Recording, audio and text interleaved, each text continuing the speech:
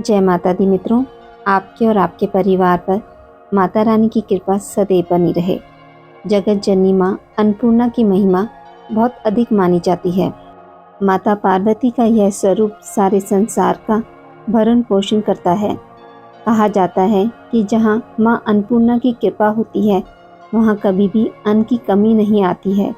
यही कारण है कि घर के रसोई घर को देवी अन्नपूर्णा का निवास स्थान माना जाता है। माँ अन्नपूर्णा को समर्पित महाव्रत का प्रारंभ मार्गशीर्ष माह की कृष्ण पंचमी से होता है और मार्गशीर्ष शुक्ल पक्ष षष्ठी को इसका समापन होता है। शास्त्रों में इस व्रत को बहुत अधिक फलदायक माना जाता है। व्रत का प्रारंभ 7 गांठों वाले धागे को धारण कर किया जाता है और 17 से 21 दिनों तक इस महाव्रत का पालन किया जाता है। देवी अन्नपूर्णा को समर्पित इस व्रत को रखने से संतान की प्राप्ति होती है। इस व्रत को विधि विधान से रखने से घर में कभी अन्न का अभाव नहीं होता है। माता अन्नपूर्णा का व्रत रखने से देवी महालक्ष्मी की विशेष कृपा प्राप्त होती है। इस व्रत को रख माता के चारों ओर परिक्रमा करने से सभी मनोकामनाएं पूर्ण होती हैं। माँ अन्नपूर्णा के इस व्रत को रखने से घर में अन्न से जुड़ी किसी भी प्रकार की समस्या उत्पन्न नहीं होती है। इस दिन पूजा विधि। इस दिन सूर्योदय से पूर्व उठ जाएं और सूर्य को जल अर्पित कर व्रत और पूजा का संकल्प लें। इसके बाद पूजा स्थल को साफ कर वहां गंगा जल छिड़कें। इस दिन रसोई घर की स्नान से पूर्व अच्छे से सफाई कर लें और वहां भी गंगा जल का छिड़काव करें। इसके बाद गुलाब जल का छिड़काव करें। अब जिस चूल्हे पर आपको भोजन बनाना है उस पर हल्दी, कुमकुम, चावल, पुष्प, धूप और दीपक से पूजन कर लें। इसके बाद माँ अन्नपूर्णा की प्रतिमा तस्वीर को किसी चौकी पर स्थापित करें। फिर एक सूत का धागा लेकर उसमें 17 गांठें लगा लें और उस धागे पर चंदन और कुमकुम लगाकर माँ अन्नपूर्णा की तस्वीर के समक्ष रख दें। इसके बाद 10 दूर्वा और 10 अक्षत अर्पित करें। इसके बाद माँ अन्नपूर्णा की धूप व दीप आदि से विधिवत पूजा करें और देवी से प्रार्थना करें कि हे माँ, मुझे धन धान्य, पशु पुत्र, आरोग्य, यश आदि सभी कुछ दें। इसके बाद पुरुष इस धागे को दाएं हाथ की कलाई पर और महिला इस धागे को बाएं हाथ की कलाई पर पहन लें। इसके बाद माँ अन्नपूर्णा की कथा सुनें। फिर बनाए गए प्रसाद का भोग लगाएं और 17 हरे धान के चावल और 16 दुर्वा को लेकर माँ अन्नपूर्णा की प्रार्थना करें और कहें, आप तो सर्वशक्तिमयी हैं, इसलिए सर्वपुष्पयी ये दुर्वा आपको समर्पित है। इसके बाद किसी निर्धन व्यक्ति या ब्राह्मण को अन्न का दान अवश्य करें। माता अन्नपूर्णा की व्रत कथा। एक समय की बात है, काशी निवासी धनंजय की पत्नी का नाम सुलक्षणा था। उसे अन्य सुख प्राप्त थे, केवल निर्धनता ही उसके दुख का कारण थी। यह दुख उसे हर समय सताता था। एक दिन सुलक्षणा पति से बोली, स्वामी, आप कुछ उद्यम करो तो काम चले। इस प्रकार कब तक काम चलेगा? सुलक्षणा की बात धनंजय के मन में बैठ गई और वह उसी दिन विश्वनाथ शंकर जी को प्रसन्न करने के लिए बैठ गया और कहने लगा, हे देवाधिदेव विश्वेश्वर, मुझे पूजा पाठ कुछ आता नहीं है, केवल तुम्हारे भरोसे बैठा हूँ। इतनी विनती करके वह 3 दिन तक भूखा प्यासा बैठा रहा। यह देखकर भगवान शंकर ने उसके कान में अन्नपूर्णा, अन्नपूर्णा, अन्नपूर्णा इस प्रकार 3 बार कहा। यह कौन क्या कह गया? इसी सोच में धनंजय पड़ गया कि मंदिर से आते ब्राह्मणों को देखकर पूछने लगा, पंडित जी, अन्नपूर्णा कौन है? ब्राह्मणों ने कहा, तू अन्न छोड़ बैठा है, सो तुझे अन्न की ही बात सूझती है। जाकर अन्न ग्रहण कर। धनंजय घर गया, स्त्री से सारी बात कही। वह बोली, नाथ, चिंता मत करो, स्वयं शंकर जी ने यह मंत्र दिया है, स्वयं ही खुलासा करेंगे। आप फिर जाकर उनकी आराधना करें। धनंजय फिर जैसा का तैसा पूजा में बैठ गया। रात्रि में भगवान शंकर ने आज्ञा दी, कहा, तू पूर्व दिशा में चला जा। वह अन्नपूर्णा का नाम जपता जाता और रास्ते में फल खाता, झरनों का पानी पीता जाता। इस प्रकार कितने ही दिनों तक चलता गया। वहाँ उसे चांदी सी चमकती वन की शोभा देखने में आई, सुंदर सरोवर देखने में या उनके किनारे कितनी ही अप्सराएं झुंड बनाए बैठी थी। एक कथा कहती और सब माँ अन्नपूर्णा इस प्रकार बार बार कहती थी। यह अघन मास की उज्जैली रात्रि थी और आज से ही व्रत का आरंभ था। जिस शब्द की खोज करने वह निकला था वह उसे वहाँ सुनने को मिला। धनंजय ने उनके पास जाकर पूछा, हे देवियों, आप क्या करती हो? उन सब ने कहा, हम सब माँ अन्नपूर्णा का व्रत करती हैं। व्रत करके कैसे पूजा करते हैं? यह किसी ने किया भी है? इसे कब किया जाए? ये कैसा व्रत है?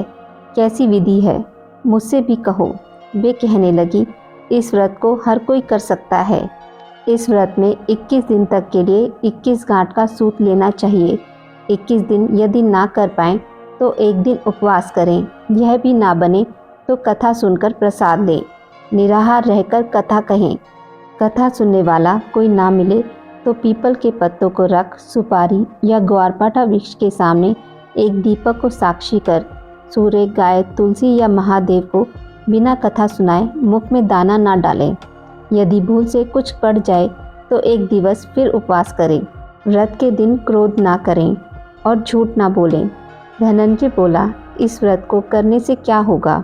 वे कहने लगी, इसके करने से अंधों को नेत्र मिले, लूलों को हाथ मिले, निर्धन के घर धन आए, बांझी को संतान मिले, मूर्ख को विद्या आए। जो जिस कामना से व्रत करे माँ उसकी इच्छा पूरी करती हैं। वह कहने लगा, बहनों, मेरे भी धन नहीं है, विद्या नहीं है, कुछ भी तो नहीं है। मैं तो दुखिया ब्राह्मण हूँ। मुझे इस व्रत का सूत दोगी? हाँ भाई, तेरा कल्याण हो, तुझे देंगी। ले इस व्रत का मंगल सूत्र ले। धनंजय ने व्रत किया। व्रत पूरा हुआ। तभी सरोवर में से 21 खंड की स्वर्ण सीढ़ी हीरा मोती जड़ी प्रकट हुई। धनंजय जय अन्नपूर्णा कहता जाता था। इस प्रकार कितनी ही सीढ़ियाँ उतर गया तो क्या देखता है कि करोड़ों सूर्य से प्रकाशमान अन्नपूर्णा का मंदिर है। उसके सामने सुवर्ण सिंहासन पर माता अन्नपूर्णा विराजमान है। सामने भिक्षा हेतु शंकर भगवान खड़े हैं। देवांगनाएं चंवर डुलाती हैं। कितनी ही हथियार बांधे पहरा देती हैं। धनंजय दौड़कर जगदम्बा के चरणों में गिर गया। देवी उसके मन का कलेश जान गई। धनंजय कहने लगा, माता, आप तो अंतर्यामिनी हो, आपको अपनी दशा क्या बताऊं? माता बोली, मेरा व्रत किया है, जा, संसार तेरा सत्कार करेगा। माता ने धनंजय की जीवा पर बीज मंत्र लिख दिया। अब तो उसके रोम रोम में विद्या प्रकट हो गई। इतने में क्या देखता है कि वह काशी विश्वनाथ के मंदिर में खड़ा है। माँ का वरदान ले धनंजय घर आया। सुलक्षणा से बात कही। माता जी की कृपा से उसके घर में संपत्ति उमड़ने लगी। छोटा सा घर बहुत बड़ा गिना जाने लगा। जैसे शहद के छत्ते में मक्खियाँ जमा होती हैं, उसी प्रकार अनेक सगे संबंधी आकर उसकी बड़ाई करने लगे। कहने लगे, इतना धन और इतना बड़ा घर, सुंदर संतान नहीं तो इस कमाई का कौन भोग करेगा? सुलक्षणा से संतान नहीं है, इसलिए तुम दूसरा विवाह करो। अनिच्छा होते हुए भी धनंजय को दूसरा विवाह करना पड़ा और सती सुलक्षणा को शोक का दुख उठाना पड़ा। इस प्रकार दिन बीतते गए। फिर अघन मास आया। नए बंधन से बंधे पति से सुलक्षणा ने कहलाया कि हम व्रत के प्रभाव से सुखी हुए हैं, इस कारण यह व्रत छोड़ना नहीं चाहिए। यह माता जी का प्रताप है जो हम इतने संपन्न और सुखी हैं। सुलक्षणा की बात सुन धनंजय उसके यहाँ आया और व्रत में बैठ गया। नई बहू को इस व्रत की खबर नहीं थी। वह धनंजय के आने की राह देख रही थी। दिन बीतते गए और व्रत पूर्ण होने में 3 दिवस बाकी थे कि नई बहू को खबर पड़ी। उसके मन में ईर्ष्या की ज्वाला दहक रही थी। सुलक्षणा के घर आ पहुंची और उसने वहां भगदड़ मचा दी। वह धनंजय को अपने साथ ले गई। नए घर में धनंजय को थोड़ी देर के लिए निंद्रा ने आ दबाया। इसी समय नई बहू ने उसका व्रत का सूत तोड़कर आग में फेंक दिया। अब तो माता जी का कोप जाग गया। घर में अकस्मात आग लग गई। सब कुछ जलकर खाक हो गया। सुलक्षणा जान गई और पति को फिर अपने घर ले आई।